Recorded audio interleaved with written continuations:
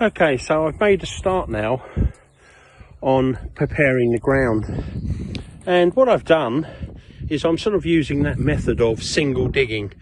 This is made up ground, and I've basically taken out a trench.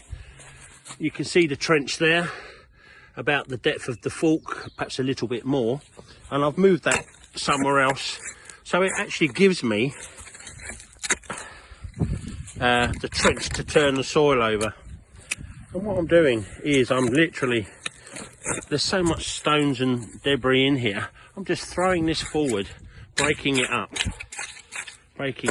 and then I've got this compaction underneath, which is the stones. And as you can see, as I put the fork in, you can see there's great big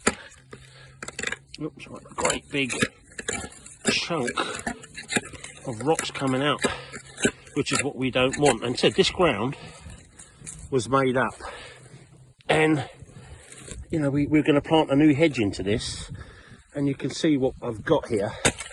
So in this, let's probably say 3-meter section, I've got all this debris out of the ground. And so basically, you know, preparing the ground, turning it over. I'm single digging, sort of, but I'm actually using a boulder fork because it's manageable, and it's actually not so big as a digging fork, so I can take smaller chunks of moving the ground over, turning it over. And as I go, as I come across any debris in the ground, I've got plastic there, I've got bricks and rocks and so on, and it's all from the development of this wall and setting up ground levels and all this fencing, and we've got to deal with the soft landscaping, so we're going to have to prepare this ground accordingly. Anyway, so that's the next installment of this series of videos. David's at the other end now, starting to skim. David's opted to use a shovel, which is really good, so he can control the depth of the skimming.